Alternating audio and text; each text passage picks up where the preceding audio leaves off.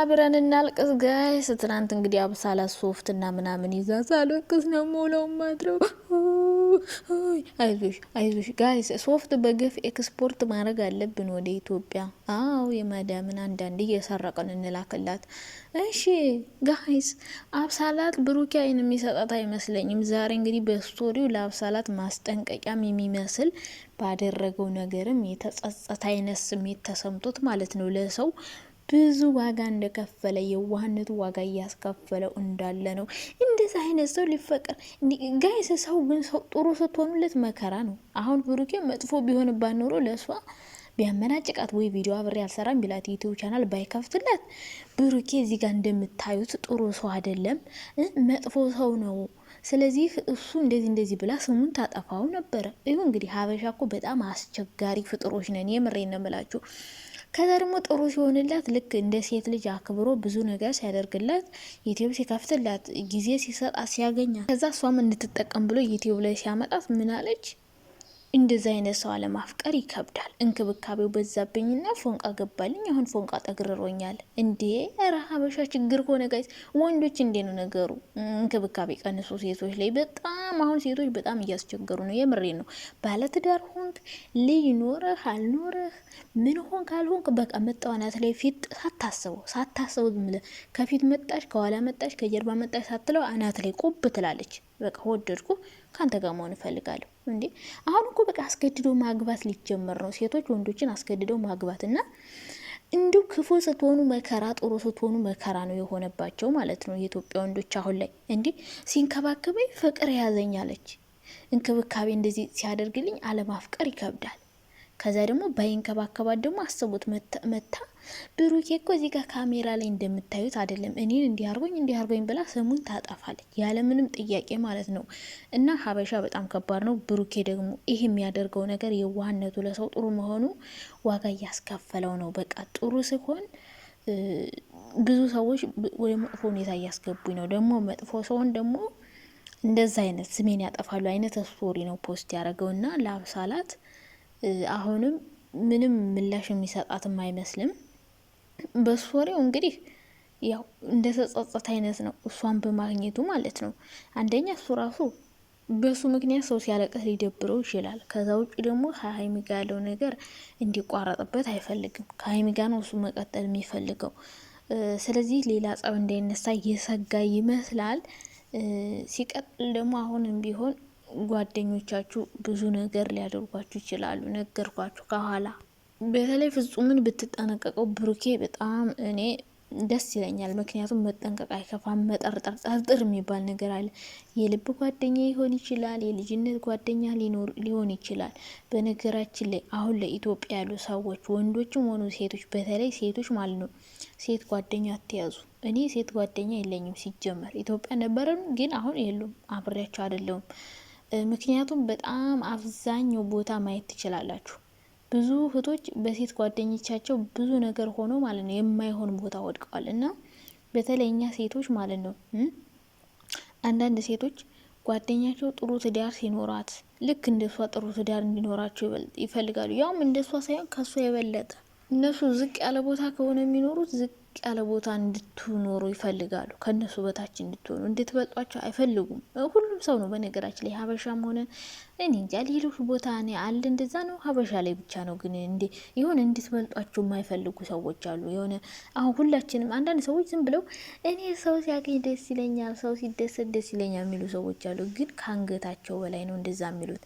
ከአንገታቸው በላይ ውስጣቸው ደስተኛ አይደለም። ጓደኛቸው ስላገኘች፣ ጓደኛቸው ጥሩ ቦታ ስለሆነች ደስተኛ አይደሉም። እና ጥሩ የሚያስቡ ይመስላሉ፣ ግን ጓደኛ በጣም ነው የሚቀብረው። በአሁኑ ዘመኑ በጣም ከፍቷለኝ። ጓደኛው ወንድሙ በሚበላበት ጊዜ በተካካድ ነው ዘመን። እናትና አባት ራሱ የልጃቸውን ገንዘብ እየካዱ ነው። ገባቸው አይደለ?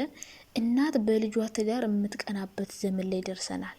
ሁሉም እናቶች ባይሆኑም አንዳንድ መጥፎ ሰዎች አሉ። ዩቲዩብ ላይ ማየት ትችላላችሁ። ስም መጥራት አይጠበቅብኝም። በልጃቸው ትዳር ቀርተው የልጃቸውን ትዳር እየበተኑ የሚወዳትን ሚስቱን አትሆንም፣ አታስፈልግም፣ መጥፎና ብለው ሌላ መጥፎ ቦታ እንዲወድቁ ትዳራቸው እንዲበጠበጥ ያደረጉ ሰዎች አሉ። ልጅና እናት የልጃቸውን ሚስት ያፋቷሉ። እና አሁን ላይ ጓደኛ በጣም የሚወድህ ቢሆን የሚያስብልህ ቢሆን አትመነው ነው እያልኩ ያለሁት። በቃ ሀይሚ እኮ ጓደኛ ከምድረ ገጹ ያጠፋች እንደማይጠቅማት ስለምታውቅ ነው። በቃ በተለይ ሴቶችማ ጓደኛ አትያዙ። በተለይ እዚህ ማዳም ቤት የምትሰሩ ኢትዮጵያ ካለች የሆነች የተንኮታኮተ ትዳር ውስጥ ያለች ጓደኛ ካለች ሄደሽ አንቺ ጥሩ ትዳር ስትይዥ አንቺን ትዳር ተበትንብሻለች። እኔ ብዙ ታሪክ ማውራት እችላለሁ በዚህ በኩል ማለት ነው። በጣም ብዙ ሴቶች በራሷ ጓደኛ ማለት ነው መጥፎ ነገር ተደርጎባት የሆነ እብድ ሆነው በቃ ያላቸውንም ገንዘብ ሳይጠቀሙበት ደስተኛም ሳይሆኑ ትዳርም ሳይኖራቸው በቃ የሆነ አውታንቲ ሆኖ የቀሩ ሰዎች አሉ። እና እንደ ጓደኛ የሚቀብር ነገር የለም። እና እኔ አሁን ሴት ጓደኛ የሚባል ነገር የለኝም። በፊት ነበረችኝ፣ ግን እሷ ራሱ በጣም መጥፎ ጉድጓድ ውስጥ ልትከተኝ ልትቀብረኝ ስትል ነው የወጣሁት። ኦልሬዲ ቀብራኝ ነበረ፣ ግን ሞቼ ተነሳው በሉት። ከዛ በኋላ ግን ሴት ጓደኛ የሚባል ነገር አልፈልግም ማለት ነው። እና ገደል የሚከቱ ብዙ ሴት ጓደኞች አሉ፣ ከአላማችሁ ሊያፈናቅሏችሁ የሚሞክሩ ማለት ነው።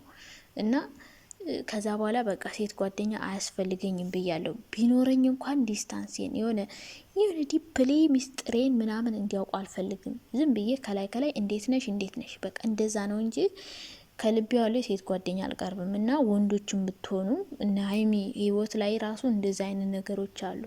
በተለይ ብሩኬ ጓደኛ ነኝ ምናምን ብሎ የሆነ ሰው ጋር ሙጭጭ ይላል፣ ግን የሆነ ሰዓት ላይ ስናያቸው በቪዲዮ መሀል ትክክለኛ ማንነታቸው ይወጣል። እኔ ፍጹምን አለማመን የጀመርኩት በጣም የሆነ ተንኮለኛ ሰው እንደሆነ የገባኝ መቼ እንደው ታውቃላችሁ? እዩ ከመጣሽ በኋላ የእዩ እህት ናት ብለው ከቤኪ ጋር የሆነ ሴት አመጡ። አይታችሁታል ያን ቪዲዮ።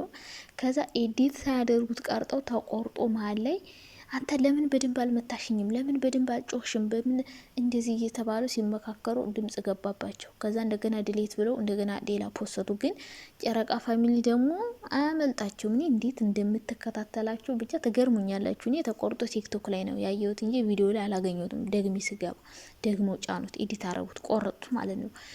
ስለዚህ ከዛ በኋላ እኔ በቃ ፍጽ እያስመሰለ እንደሆን ገባኝ። ሌላ ደግሞ መቼ እንደሆን ታውቃላችሁ?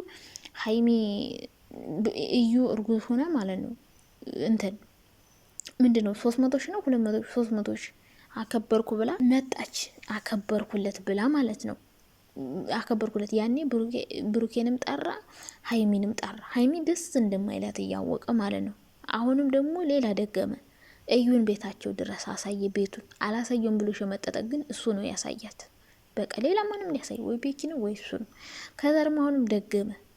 ማንን ወሰደ? አብሳላትን ወሰደ። ቤታቸው ድረስ ቤታቸውን አሳየ። ይሄም ማሳየቱም እሺ አለች። ሀይሚና ብሩክ ሲጣሉ አብሳላትን አምጥቶ ከጎን ትሆንልህ ብሎ ደግሞ ኬክ ምናምን ቆርሶ የፍቅር ጊዜ እንዲያሳልፉ አደረገ። አያችሁ፣ ሌላ የሚወዳት የሚያፈቅራት ልጅ እያለ ከእሷ ጋር እንዲራራቅ እና እኔ ፍፄን አመኑት አለድም። ብዙዎች ትናደዱ ትችላላችሁ፣ ግን እኔ እሱ በቃ በብዙ ነገር አይቼዋለሁ። አስመሳይ ሰው ነው ብዬ ነው ማስበው።